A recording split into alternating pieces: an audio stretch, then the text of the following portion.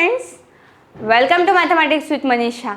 आज हम practice set 3.2 का जो सेकंड पार्ट है वो लर्न करने वाले हैं और सेकंड पार्ट में जितने भी सारे एग्जाम्पल्स हमारे बचे हुए थे उन सारे एग्जाम्पल्स को आज हम सीखने वाले हैं। सो क्वेश्चन नंबर 6 से हम स्टार्ट करते हैं और क्वेश्चन नंबर 6 है, उन्होंने हमें क्वेश्चन नंबर 6 में कहा है कि 3 डिजिट नंबर जो है 3 डिजिट नेचुरल नंबर, क्या कहा है 3 डिजिट, मतलब कि जिस नंबर में 3 डिजिट आते हैं उन नंबर्स में नेचुरल नंबर्स ही लेने हैं, वो भी कंडीशन उन्होंने हमें दी है।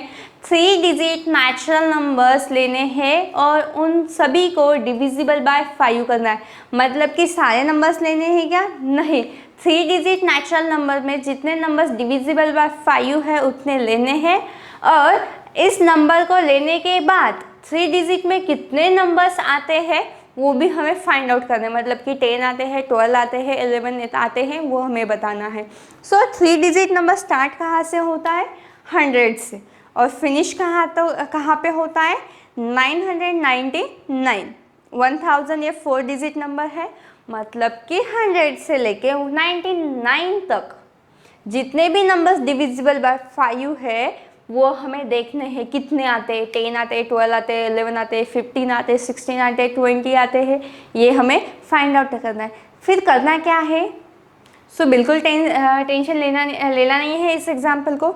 जब भी हम रीड करते थोड़ा सा अजीबोगरीब लगता है लेकिन बहुत इजी है। करना क्या है हमें, यहाँ पे सबसे पहले डिविजिबल बाय 5 नंबर कौन से हैं, सो सबसे पहले 3 डिजिट नंबर कौन सा है, 100। सो 100 डिविजिबल बाय 5 है क्योंकि क्लास आंसर क्या है, 0 है, लास्ट डिजिट 0 है। देन उसके बाद 105 क्योंकि जो लास्ट डिजिट है 5 है, इसके वजह से वो भी डिविजिबल बाय 5 है। डिविजिबिलिटी टेस्ट जो है वो आपको यहाँ पे लर्न होनी चाहिए। डिविजिबल बाय 5 नंबर्स कैसे पहचाने जाते हैं वो सारी चीज़ें अगर आपको पता है तो आप अच्छे से बता सकते हो कि कौन से नंबर डिविजिबल बाय 5 है। सो सबसे पहला नंबर है 100, देन 105, देन 1010। सो एंड ऐसे ही हम डॉट डॉट देने वाले हैं और एट लास्ट वाला जो नंबर है वो है 995 क्योंकि इसमें जो लास्ट डिजिट है वहाँ पे भी 5 है, इसके वजह से वो भी डिविजिबल बाय 5 है। देन उसके बाद नंबर आता है 996, 7, 8, 9। ओके, सो इनके लास्ट डिजिट में 5 और 0 नहीं है, इसके वजह से हम वो नंबर नहीं लेने वाले क्योंकि वो सारे नंबर्स डिविजिबल बाय 5 नहीं है। सो सबसे पहले हमें ये जो AP है और ये क्या रहेंगी, AP रहेंगी, उसे हम पहले लिखने वाले हैं। लिखने के बाद A की वैल्यू D की वैल्यू निकालने वाले हैं। इन दोनों की वैल्यू जैसे मिलती है फिर हमें फॉर्मूला यहाँ पे अप्लाई करना है, Tn = A + n - 1 × D। सो बहुत छोटा एग्जाम्पल है और इजी भी है।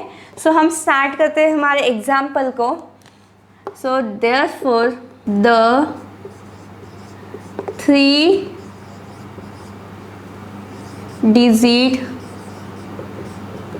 नेचुरल नंबर लेने कैसे, natural number are divisible by 5। So first number है 100, then 105, 1110 dot dot dot 995। So यहाँ पे A मतलब कि फर्स्ट टर्म है 100, then common difference D, T2 - T1, 105 - 100। So यहाँ पे कॉमन डिफरेंस मिलता है 5। So it is an AP। So यहाँ पे आप स्टेटमेंट लिख सकते हो कि given sequence is an AP। यहाँ पे स्टेटमेंट अगर आप लिखना चाहते हो तो लिख सकते हो। देन देयरफॉर T95 और क्वेश्चन मार्क, क्योंकि यही टर्म हमें निकालनी है, एक्चुअली यही हमें निकालना है। सो इसकी वजह से सॉरी यहाँ पे T995 नहीं लिखना है हमें, एक्चुअली यहाँ पे हमें n की वैल्यू फाइंड आउट करनी है, लेकिन हमें जो लास्ट नंबर है Tn उसकी वैल्यू दी हुई है, Tn की वैल्यू दी है, Tn = है 995 n की वैल्यू निकालनी है। कितने टर्म्स आते हैं? अब तक के जो एग्जाम्पल्स थे पार्ट 1 में हमने देखे थे, वहाँ पे हमने टर्म जो है उस टर्म की वैल्यू निकाली थी। एक्चुअली यहाँ पे उल्टा है, वैल्यू दी हुई है लेकिन उस वैल्यू कौन से टर्म की है वो हमें बताना है, मतलब कि उल्टा। सो ये भी इजी है। यहाँ पे मैं लिखने वाली हूँ Tn equals to in N A plus in bracket n-1 multiply D. So यहाँ पे हमें वैल्यू पुटअप करने हैं। Tn की वैल्यू है 995 इक्वल्स टू ए, मतलब कि 100 प्लस n-1, वैल्यू तो पता ही नहीं हमें, वही फाइंड आउट करना है। सो इसकी वजह से एज इट इज़ लिखने वाली हूँ मल्टीप्लाई 5, 100 प्लस, अभी इस 5 से हम मल्टीप्लाई करेंगे सबसे पहले n को। सो यहाँ पे होने वाले 5n माइनस 5, क्योंकि उसके बाद मैं 5 को मल्टीप्लाई करूँगी 1 से, और माइनस प्लस हमेशा माइनस होता है, इसकी वजह से हम आंसर यहाँ पे -5 हमें मिल चुका है, और यहाँ पे 995। सो सबसे पहले करना क्या है, इस 100 को हमें हमारे लेफ्ट हैंड साइड लिखना है। सो प्लस है, अगर मैं उस 100 को लेफ्ट हैंड साइड लिखती हूँ तो वो होने वाले हैं माइनस। फिर बचा क्या, अगर 100 को मैं इधर भेजने के बाद यहाँ पे बचता है 5n माइनस 5। सो 995 में से 100 माइनस करने के बाद 895, आंसर क्या आता है 895। 5n माइनस 5, -5 इधर अगर मैं भेजती हूँ तो क्या होने वाले हैं प्लस। सो अगेन 5n, और यहाँ पे वैल्यू मिलती है 900 इक्वल्स टू 5 मल्टीप्लाई है, मुझे n की वैल्यू चाहिए, इसकी वजह से 5 को भी मैं यहाँ पे रखने नहीं वाली हूँ। 5 को लेफ्ट हैंड साइड लिखने के बाद वो मल्टीप्लाई है तो लेफ्ट हैंड साइड लिखने के बाद डिवाइड होते हैं। सो अगर मैं 5 से डिवाइड करती हूँ 900 को तो 5 1 जा 5, सो 9 में से 5 गए 4, 5 8 जा 5 8 जा कितने होते हैं 40। 0, ये 0 यहाँ पे लिखा तो एक 0 यहाँ पे भी आता है। So n equals to 180, n equals to 180। So यहाँ पे मुझे वैल्यू मिलती है 180, मतलब कि 3 डिजिट नंबर्स जो है 3 डिजिट नेचुरल नंबर्स, अगर मैं इनके बीच में जितने भी नंबर्स है वो अगर डिविजिबल बाय 5 ढूंढना चाहती हूँ, फाइंड आउट करना चाहती हूँ, तो मुझे कितने नंबर्स मिलेंगे, उन सब का अगर मैं काउंट करती हूँ तो मुझे 180 नंबर्स मिलते हैं। सिंपली मैंने फॉर्मूले का यूज़ किया, उसी फॉर्मूले में वैल्यू हमने पुटअप किए और फाइनली हमें आंसर मिल चुका है, और वह है 180। Okay, n equals to 180। So बहुत इजी एग्जाम्पल था, सिर्फ आपको ध्यान रखना है मैंने कि कौन से वैल्यू, यहाँ पे आपको यहाँ पे Tn दिया हुआ है, n की वैल्यू फाइंड आउट करनी है, यहाँ पे n जो है वो दिया हुआ नहीं है। ओके, सो इसी तरह क्वेश्चन नंबर 7, 8, 9, 10 ये सारे एग्जाम्पल्स हम लर्न करेंगे। ओके, क्वेश्चन नंबर 7 है। क्वेश्चन नंबर 7 में उन्होंने हमें कहा है कि 11th और 21 नंबर के जो टर्म्स हैं उनकी वैल्यू उन्होंने दी हुई है। एक्चुअली 11 नंबर की जो टर्म है उसकी वैल्यू उन्होंने हमें प्रोवाइड की हुई है 16, एंड 21 नंबर की जो टर्म है उसकी वैल्यू हमें प्रोवाइड की हुई है 29। इन्हीं के इसी इंफॉर्मेशन के बेस पे हमें 41 नंबर की जो टर्म है वहाँ पे क्या वैल्यू आने वाली है ये हमें फाइंड आउट करना है। सर आपको पता है जब भी हम फॉर्मूला यूज़ करते हैं और कोई भी नंबर की टर्म जब यूज़ करते हुए तो हमें ए पता होना चाहिए और डी पता होना चाहिए, लेकिन यहाँ पे उन्होंने हमें ए भी दिया हुआ नहीं है और डी भी दिया हुआ नहीं, फिर हम फाइंड आउट कैसे करने वाले हैं। सो फाइंड आउट करना बहुत ही ईजी है। करना क्या है, सिर्फ आपको एग्जाम्पल 1-2 बार रीड करना है, क्या दिया हुआ है 11th और 21 नंबर की टर्म। सो जो दिया हुआ है सबसे पहले हम वही यहाँ पे लिखने वाले हैं और उसी का यूज़ और उसी को हम अप्लाई करेंगे हमारे आंसर में। सो सबसे पहले मैं लिखती हूँ 11th नंबर की टर्म, मतलब कि जैसे फर्स्ट टर्म सेकंड टर्म है वैसे 11th नंबर की जो टर्म है उसकी वैल्यू है, मतलब कि T11 equals to 16 and T21 equals to 29। ये उन्होंने हमें प्रोवाइड किया है और इसके बेस पे हमें T41 जो है टर्म वो निकालना है। सो इसकी वैल्यू क्या आने वाली है, हमें निकालना है। सो कोई बात नहीं, हम निकालेंगे। सो सबसे पहले जो दिया है उसी का हम यूज़ करेंगे T11, मतलब कि हमें फॉर्मूला है हमारे पास Tn equals to in bracket n minus 1 multiply D. So यहाँ पे Tn मतलब कि 11, so a plus in bracket 11 minus 1 multiply D. यहाँ पे a और d प्रोवाइड नहीं किया है, सो इसकी वजह से वो एज इट इज़ रहने वाले हैं।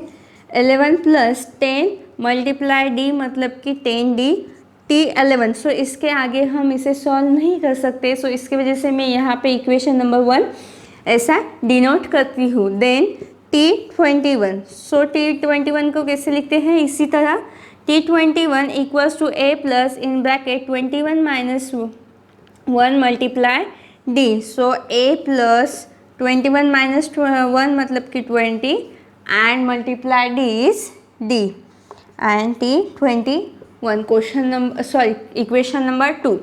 सो आप देख सकते हो यहाँ पे मुझे साइमल्टेनियस इक्वेशन मिल चुके हैं और इन्हीं साइमल्टेनियस इक्वेशन का यूज़ हम करके ए और डी की वैल्यू फाइंड आउट करेंगे।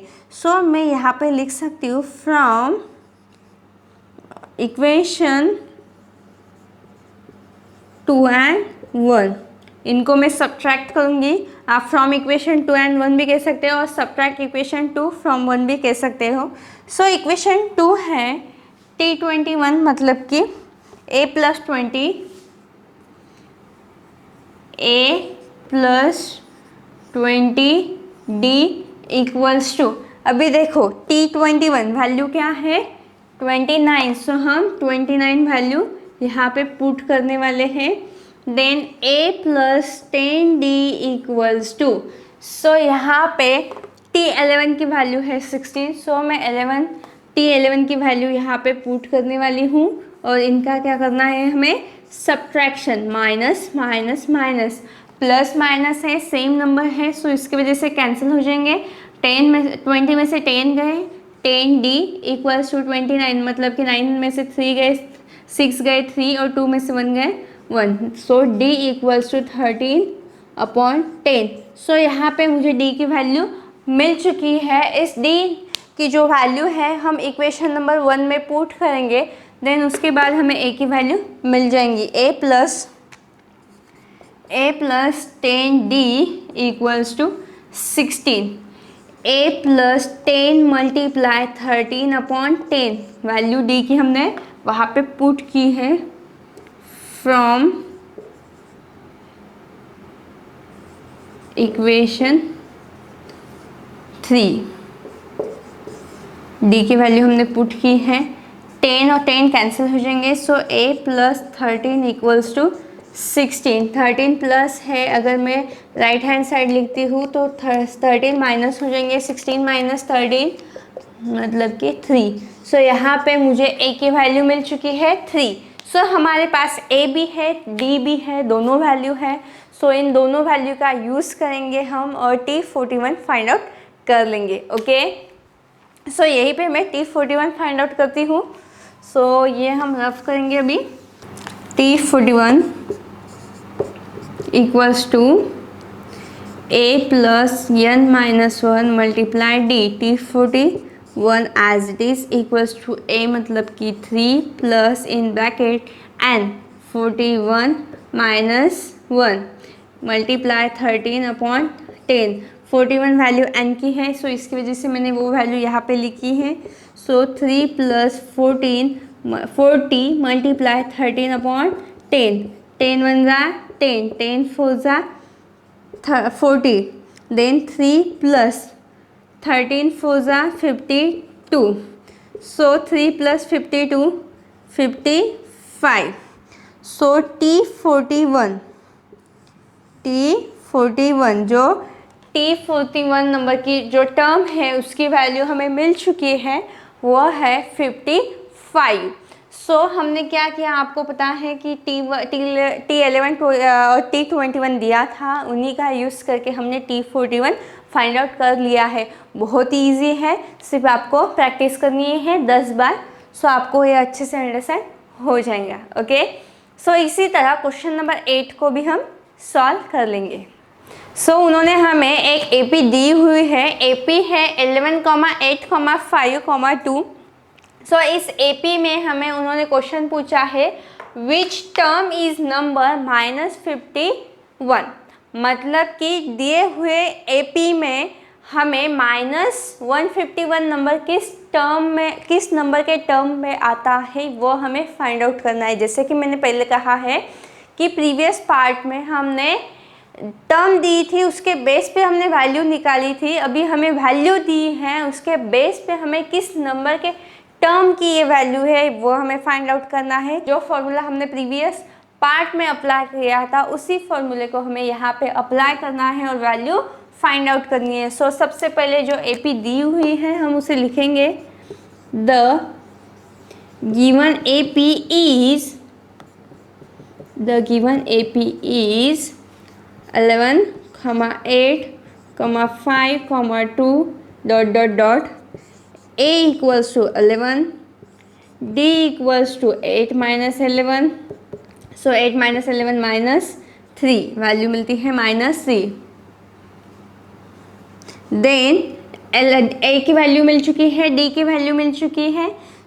Let the n term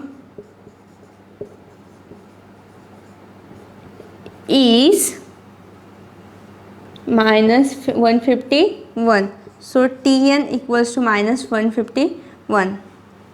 Therefore Tn equals to A plus in bracket here -1 multiply D.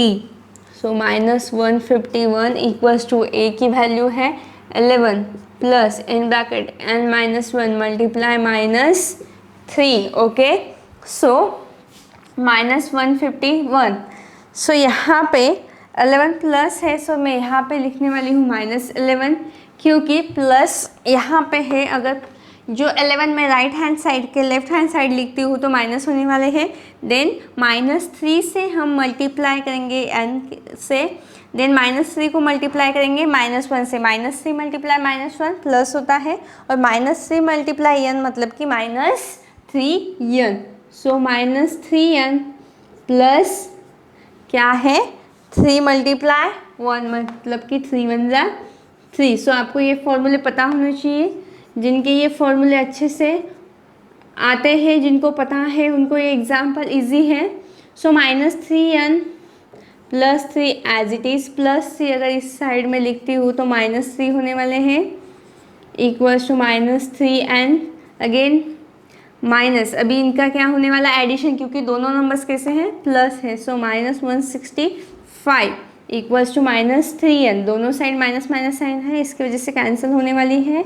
165 equals to 3n, 3 multiply है, अगर लेफ्ट साइड लिखती हूँ तो डिवाइड होते हैं। n इक्वल्स टू 165/3, 3 से डिवाइड करना है 165 को। 3 5 जा 15, 16 में से 15 गए 1, देन अगेन 5, 3 5 जा 15, मतलब कि मुझे आंसर मिलता है 55। n की वैल्यू कितनी मिली 55।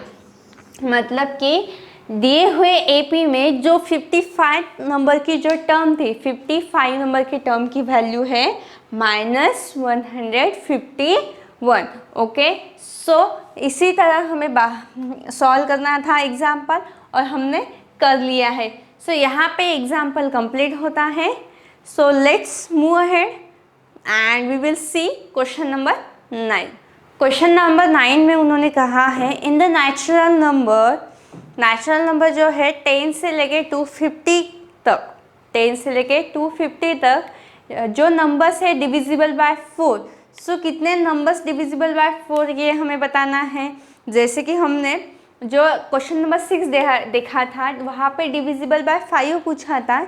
यहाँ पे उन्होंने हमें पूछा है डिविजिबल बाय 4, जो 10 से लेके 250 के बीच में कितने आते हैं वो हमें बताना। बहुत ही ईजी है। सबसे पहले क्या करना है, किसका यूज़ हम करते हैं, हमें सीक्वेंस चाहिए और AP चाहिए।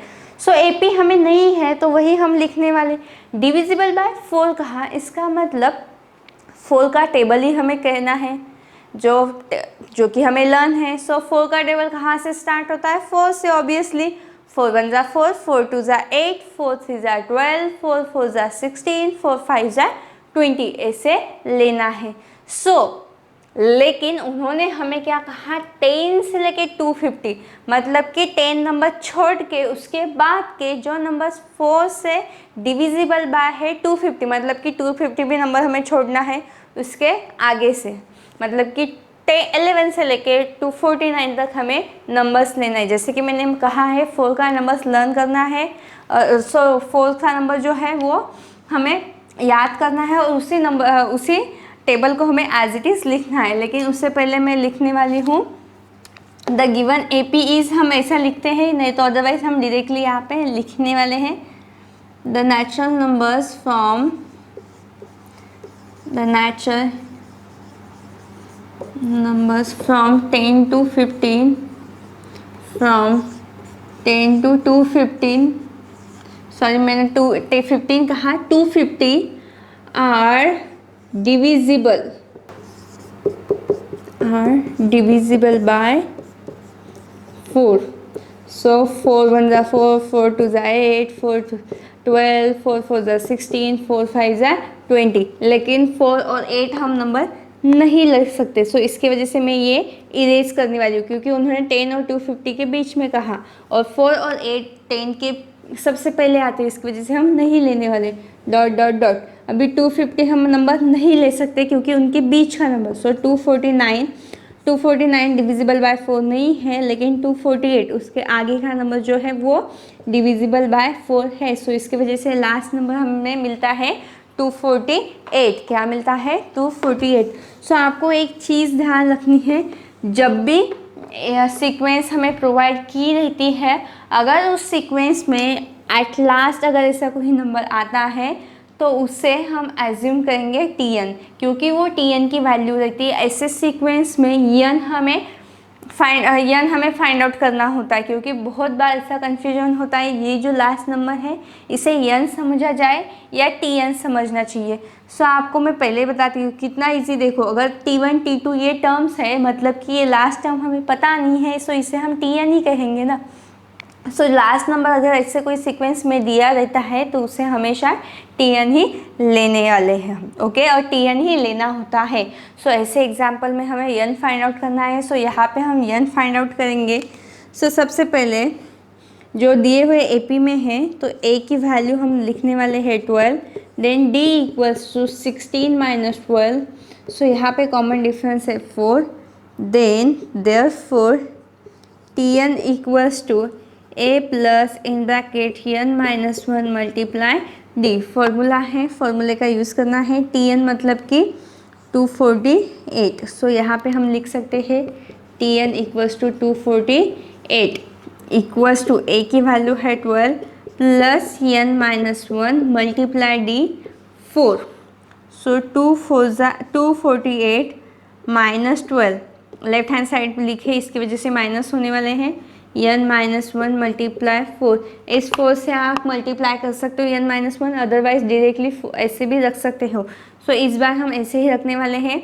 248 में से अगर 12 में माइनस करती हूँ तो मुझे आंसर मिलता है 236। 8 में से 2 गए 6, देन 4 में से 1 गए 3 and 2 as it is. So n minus 1 multiply 4 multiply है, अगर मैं लेफ्ट हैंड साइड लेती हूँ तो क्या होने वाले हैं? Divide. So 236 divide by 4 equals to n minus 1। So 4 से हम 236 को डिवाइड करेंगे, 236। सो 4 के टेबल में 23 आते नहीं है, सो 4 5 ज़ा 20। 4 के टेबल में 23 नंबर्स आता नहीं है, मैंने 2 कहा, एक्चुअली 4 है। 4 के टेबल में 23 नंबर नहीं आता है, सो इसकी वजह से हम क्या करेंगे? उससे छोटा नंबर, मतलब कि 4 5 ज़ा 20 हम लेने वाले हैं। 4 5 ज़ा 20, 23 में से 20 हम माइनस करते हैं तो मुझे वैल्यू मिलती है 3 एंड ये 6 एज इट इज़। 4 के टेबल में 36 आते हैं कि देखना है, 4 9 ज़ा आते हैं 36 और कितने नंबर पे? 9 नंबर पे। 4 9 ज़ा 36, मतलब कि इनका अगर मैं डिवीजन करूँ तो मुझे आंसर मिलता है 59, n माइनस 59। मुझे n की वैल्यू चाहिए, -1 उसके साथ एक्स्ट्रा आया है। अगर -1 को मैं लेफ्ट हैंड साइड लिखती हूँ, लेफ्ट हैंड साइड का राइट हैंड साइड लिखती हूँ, तो मुझे उसे माइनस के अलावा प्लस लिखना है। सो 51 + 1 होते हैं 16 और मुझे वैल्यू मिलती है n = 60। सो यहाँ पे हमें n = 60 मिल चुका है, मतलब कि हमारा आंसर यहाँ पे कंप्लीट होता है। So the natural number from 10 to 250 are divisible by 5। अगर मैं 10 से लेके 250 तक नंबर काउंट करती हूँ जो कि डिविजिबल बाय 4 है, तो वो कितने मिलेंगे मुझे? 60। कितने मिलने वाले हैं? 60। और यही हमें फाइंड आउट करना था और हमने वो कर लिया। सो क्वेश्चन नंबर 7 जो लास्ट है वो भी बहुत इजी है, उसी को हम लर्न करेंगे। ओके, सो आज के वीडियो का लास्ट क्वेश्चन है क्वेश्चन नंबर 10 और उसी को हम सॉल्व करेंगे। क्वेश्चन 10 में उन्होंने एक कंडीशन दी हुई है, कंडीशन का यूज़ करके हमें एग्जाम्पल सॉल्व करना है। अब तक के हमने क्या किया? सारे एग्जाम्पल सॉल्व किए, पार्ट 1 भी किया, पार्ट 2 भी किया।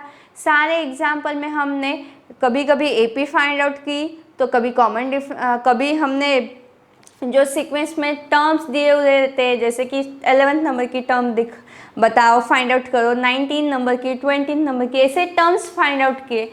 देन पार्ट 2 में हमें टर्म्स दिए थे, उनकी वैल्यू दी थी, तो हमने टर्म फाइंड आउट की थी। ओके, लेकिन ये जो एग्जाम्पल, इसमें हमें टर्म भी फाइंड आउट करनी नहीं है और वैल्यू दी हुई भी नहीं है और वैल्यू फाइंड आउट भी करनी नहीं है। सो 10th नंबर का जो एग्जाम्पल है वो सबसे अलग है, कंडीशन दी है और उस कंडीशन के बेस में हमें कॉमन डिफरेंस फाइंड आउट करना है। ओके, सो अब तक के हमने कॉमन डिफरेंस फाइंड आउट किया, बहुत इजी था, लेकिन यहाँ पे हमें कॉमन डिफरेंस कैसे फाइंड आउट करना है आज वो भी हम लर्न करेंगे। ओके, सो कंडीशन क्या दी हुई है? In an AP 17 term is 7 more than 10 term, मतलब कि 17 नंबर की जो टर्म है उसकी वैल्यू कितनी है? 10 नंबर के टर्म में मुझे अगर मैं 7 ऐड करती हूँ तो उनकी जो वैल्यू मिलेंगी उतनी वैल्यू किसकी रहेंगी? 7th नंबर के टर्म की। और इसके बेस पे हमें क्या निकालना है? D, मतलब कि common difference. So according to condition, so बिल्कुल डरना नहीं है, एज इट इज़ लिखना है, उन्होंने जो कहा वही, क्योंकि क्वेश्चन में ही आंसर रहता है। According to the given condition. Condition सिर्फ आपको याद रखना है, कंडीशन याद आपको आ गई और समझ आई तो आप इजीली एग्जाम्पल सॉल्व करते हैं। अकॉर्डिंग टू कंडीशन T17, क्योंकि 17 नंबर की टर्म है तो टर्म को हम डिनोट करते हैं T से। T17 is 7 + T10। T17 की जितनी वैल्यू है वो किसके बराबर आएंगी? T10 और उसमें ऐड करना है 7, मतलब कि इनकी एडिशन करने के बाद जो वैल्यू मिलेंगी वही वैल्यू T17 की रहने वाली। ये कंडीशन उन्होंने दी हुई है। T17 मतलब कि इसे हम कैसे लिख सकते हैं? A + 17 - 1 × D। और T10 को कैसे लिखने वाले हैं हम? T10 = A + 10 - 1 × D। सो ये लिखना है as it is. So T17 क्या मिलने वाली है वैल्यू मुझे? A + 16D एंड T10 की वैल्यू मुझे मिलने वाली A + 9D। Question number 2, sorry equation number 2। सो यहाँ पे अगेन मुझे साइमल्टेनियस इक्वेशन मिले हैं, सो उन्हीं साइमल्टेनियस इक्वेशन का हमें यूज़ करना है यहाँ पे। तो T17 जहाँ पे है T17 की वैल्यू पुट करेंगे और जहाँ पे T10 है वहाँ पे हम वो वैल्यू वहाँ पे पुट करेंगे। सो यहाँ पे मैं एज इट इज़ लिखने वाली हूँ T17 = 7 + T10। Okay, T10। सो जो कंडीशन है वो मैंने एज इट इज़ लिखी है। अभी T17 की वैल्यू हमें पुट करनी है। A + 16D = 7 + A + 9D। सो यहाँ पे 7 एज इट इज़ रखने वाले और ये सारी वैल्यू हम राइट हैंड साइड से लेफ्ट हैंड साइड लिखने वाले हैं। So A + 16D - A - 9D = 7। Then -A + A same number है, माइनस प्लस साइन है, कैंसिल होने वाले हैं। 16D - 9D = 7। 16 में से 9 गए, 7D = 7, D = 7/7 मल्टीप्लाई है, अगर मैं उस साइड में लिखती हूँ तो वो डिवाइड होते हैं। सो d इक्वल्स टू 1, 7/7 मतलब कि 7 1 7, 7 1 7, 7 अगर इनका कैलकुलेशन करती हूँ तो मुझे वैल्यू मिलती है d इक्वल्स टू 1। और इस क्वेश्चन में हमें d की वैल्यू फाइंड आउट करनी थी और वो हमने फाइंड आउट कर ली, क्या है 1। क्या किया, सिंपली मैंने जो कंडीशन दी थी वो कंडीशन एज इट इज़ लिखी। T17 उन्होंने क्या कहा था, T17 की वैल्यू T10 में अगर मैं 7 ऐड करती हूँ तो उतनी मुझे मिलती है। सो वही वैल्यू वही कंडीशन मैंने लिखी है। सो इसके अलावा मेरे पास कुछ था नहीं। सो T17 को ही मैंने ऐसे लिखे फॉर्मूला में, वो चीज़ें मैंने ऐड की और उससे मुझे वैल्यू मिली। देन T10 को भी वैसे ही मैंने लिखा और उसमें भी वैल्यू ऐड कर दी मैंने। जो n की वैल्यू थी वो ऐड करने के बाद मुझे ये इक्वेशन मिला, दो साइमल्टेनियस इक्वेशन मिले। उन दोनों साइमल्टेनियस इक्वेशन को मैंने जो कंडीशन दी थी उसमें वैल्यू पुट किए। वैल्यू पुट करने के बाद मुझे कॉमन डिफरेंस जो है d उसकी वैल्यू मिल चुकी है। सिर्फ आपको जो कंडीशन है वो कैसे लिखना है ये इतना ध्यान रखना है, अदरवाइज एग्जाम्पल बिल्कुल डिफ़िकल्ट नहीं है, बहुत ईजी है। ओके, सो यहाँ पे प्रैक्टिस सेट 3.2 कंप्लीट होता है। आई होप आपको सारे एग्जाम्पल अच्छे से लर्न और अंडरस्टैंड भी हो गए होंगे। ओके, सो मिलते हैं नेक्स्ट प्रैक्टिस सेट में और नेक्स्ट वीडियो में। ओके, नेक्स्ट प्रैक्टिस सेट है 3.3, उसे भी हम लर्न करेंगे और देन उसके बाद प्रॉब्लम सेट को भी लर्न करेंगे। Okay, bye.